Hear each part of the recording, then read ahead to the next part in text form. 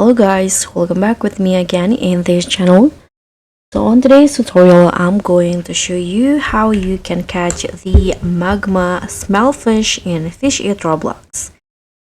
So this Magma Smeltfish is a rare, glowing species that is essential for fulfilling your fish index in Kohana Volcano. And here I'm going to show you the best locations to get the fish and the road and also the bait that I used to get it. So as you guys can see in here, I've already inside the Kohana Volcano. And as for the location, you can just basically go to your your favorite spot in Kohana Volcano.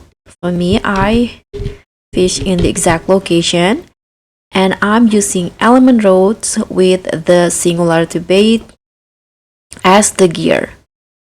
So try your luck to get this rare fish. Thank you so much for watching. Don't forget to like, comment, and subscribe. Also click on the thanks.